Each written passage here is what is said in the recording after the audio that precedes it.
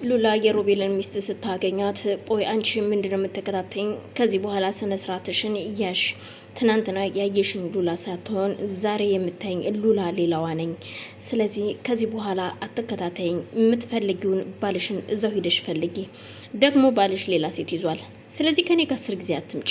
እኔ ስላንቺ ባል የማውቀው ነገር የለም ትላታለች።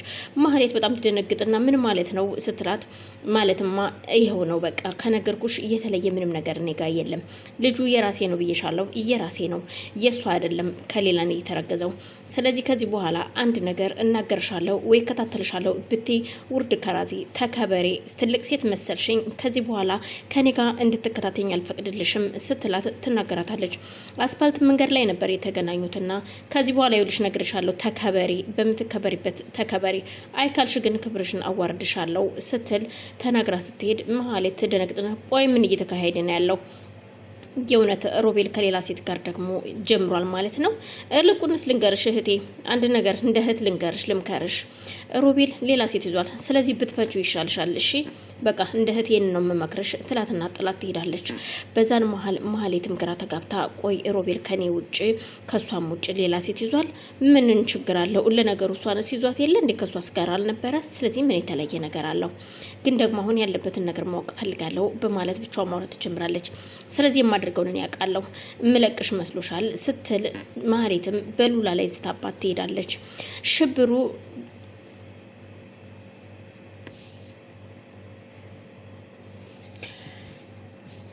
ወደ ሳሚ ቤት ይሄዳል። ሳሚ እና ቁጭ ብለው ሮቤል እየተወያዩ ነበረ።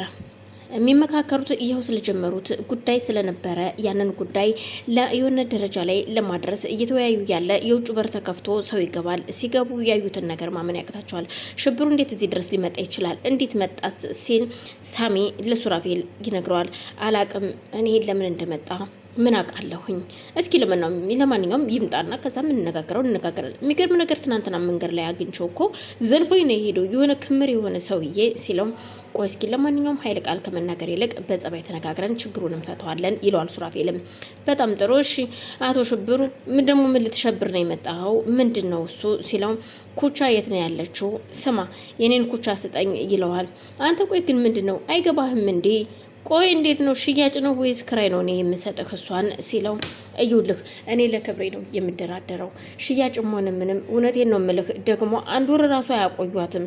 ምክንያቱም ካንተ እንዳረገዘሽ ካወቁ ወደው እንድትወጣ እንድንፋታ ነው የሚያደርጉ። ግን አሁን ደግሞ እኔ አባቴ ክብሩን እንዲያጣና እንዲሳቅበት አልፈልግም። ስለዚህ ለአንድ ወር ስጠኝና ይዣት ልሄድ ይለዋል።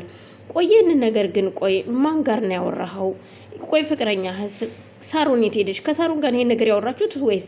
ሳሮንማ ፍቅሬ ነች። በቃ ሳሮን ብዙ ነገር አቀይራኛለች። ግን ደግሞ ሳሮን ታዲያ ለምን አትገባም ሲለው፣ ሳሮንን ይዤ መግባት ስለማልችል ነው። ምክንያቱም መጀመሪያ የተነጋገሩት እሷን ስለሆነ አባቴ እሷን ነው ማምጣት ብሎኛል። ስለዚህ እሷን ደግሞ ይዤ ካልሄድኩኝ ደግሞ አንተ ፈሪ ወንድ እንዳንተ አይነት ፈሪ ወንድ የለብንም በቤታችን ተብዬ ተሰድቤ ተስቆብኝ ነው ተመልሼ የመጣሁት። ሲቀጥል ደግሞ እስከዛሬ ያካበትኩትን ንብረቴን ራሱ እንዲሰጡኝ ፈቃደኛ አይደሉም። እሷን ይዤ ካልሄድኩኝና ካላዩ በእጄ ይዤ ቤት ይዤላቸው ካልገባሁኝ እሷን ይዤ ካልሄድኩኝ ምንም አይነት ንብረት እንደማላገኝ ነግረውኛል። ለዛም ነው ተመልሼ የመጣሁት ሲለው፣ እና ታዲያ ቆይ አሁን አንተ ክብርህን ነው የምትፈልገው ወይስ የሰው ሚስት ተከራይተ ነው ይዘህ ከምትሄደው? እኔ የምልህ ቆይ ምንድን ነው ነገሩ? እሱን ተከራይቼ እኔ እውነቴን ነው የምልህ ሳሚ አልነካትም ብያለሁ። ግን ደግሞ ለአንድ ወር ቆይ እንዴት ነው ሴት ተከራይተህ የምትወስደው? ምን አይነት ጉድ ነው ደግሞ? የእናንተ ክብረስ ምን አይነት ነው? ሽብሩ ቆይ ግን ምን እየተካሄደ ነው ሲል ሱራፌል ጠይቀዋል። ሱራፌል እኔ ነግሬዋለሁ እኮ ለሱ ለሳሚ ለራሱ ነግሬዋለሁ። ስለዚህ የታለች አሁን አምጣት ሲል ያፋጥጠዋል። በዛን መሀል የሽብሩን ድምጽ ሰምቶ ስለነበረ ሮቤል የተቀመጠበት ክፍል ቅርበት ስለነበረው ያለውን አፉ ቢጠቀጠቅበትም ለመጮህ ይሞክራል። እንደታሰረ ስለሆነ ደግሞ በጭንቅላቱም ቢሆን እቃዎችን እየፈለገ ማንጋጋት ሲጀምር ሽብሩ ይደነግጥና በቃ ኮቻ እዚህ ክፍል ውስጥ ነው ያለችው ማውጣት አለብኝ ነይ ሲል ወደ ክፍሉ ሊሄድ ሲል ለሁለት ይዙታል። እሷ እዚህ የለችም፣ አንተ ቆይ እስኪ ተረጋጋ እባክህን ሽብሩ ሲለው፣ እኮ እሷ የለችም አሁን ለማንኛውም ተረጋጋ በማለት ሁለቱም ይጋተቱት ጀመር። እሱ ግን ኩቻ እዛ ክፍል ያለች መስሎት ሊገባ ነበረ። ባንት ሮቤልም እሱ እንዲገባለትና እንዲያየው ከዛ የታሰረበት ቦታ እንዲወጣ ፈልጎ ስለነበረ በቻለው አቅም ድምጹን ቢያሰማም የሚደርስ ሰላም ወደና የተከበራችሁ የመቅዲ ቤተሰቦች እንዴት ናችሁ? ሰላም ናችሁ ወይ? በያላችሁበት ሰላማችሁ ይብዛልኝ። ይሄን ቪዲዮ የምታዩ ላይክ፣ ሼር፣ ሰብስክራይብ እያደረጋችሁ እንድታበረታቱኝ ስል በአክብሮት ጠይቃለሁ። ቤተሰብ የሆናችሁ ደግሞ ላይክ፣ ሼር እያደረጋችሁ አሁንም አበረታቱኝ። ሀሳብ አስተያየታችሁን ደግሞ በኮሜንት አስቀምጡልኝ። አመሰግናለሁ። እናም ታዲያ አሁን ምን ተሻለኝ? ታዲያ እኮ በቃ ሂዳውን እሷ የለችም፣ ማንም ሰው የለም፣ እኔና ሳሚ ብቻ ነን እዚህ ያለ ነው ይልና እንደምንም ገፋፋታትረው ከግቢ ያስወጡታል። ቤዛና ሉላ ከተገናኙበት ካፌ ቁጭ ብለው እየተወያዩ ያለ ቆይሽ አሁን የሚቀረው ምን ይመስልሻል ስትላት አሁን ትንሽ ነው የቀረው ብታያት እንዴት ስትናደድ ወይኔ ማየት ስልክ ደውላልኝ እኮ ስታወራኝ ካጠገቧ ብሆን እርግጠኛ ነኝ ዘልዝላ ትሰቅለኛለች። አረ ቆራርጣ ራሱ ወደ ውጭ ሳትጥለኝ አትቀርም ብታይ በጣም ተናዳለች። ዘርፌ እንዴት እንዳልሽ እኔማ እንዴት ደስ እንዳለኝ እውነቴን ነው ምልሽ እህቴ ቂቤን የጠጣሁት። ለማንኛውም አሁን አንቺ መረጋጋት አለብሽ። እንደገና ደግሞ እንዳታሲዝሽ፣ ምክንያቱም ሰው ልካ ሊሆን ይችላል። እሷም እኮ የዋዛ አይደለችም። ግን የሚገርምሽ ነገር እስካሁን ድረስ ሳሚና እናንተን አልተጠራጠረችም። እኔም እስካሁን ባለው ነገር እናንተን እንዳትገቡበት ብዬ ስለነበር እንደገባችሁበት አታውቅም። ይብን ቅድም እንኳን ስልክ ደውላልኝ እንደዛ ስትናገረኝ እንኳን ደግሞ አሁን የቀረችኝ እያች የተረገመች ቤዛ ናት ብዬ አንቺን ስሰድብላት ነበር።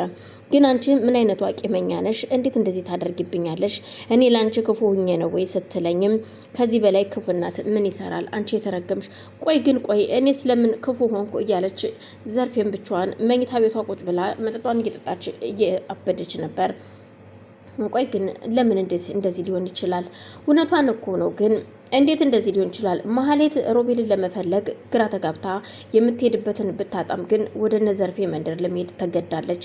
ወደ ነዘርፌ መንደር ለመሄድ ወደ ላይ አንጋጣ እየጠበቀች እያለ ሽብሩም ወደዛ ሰፈር ሄዷል።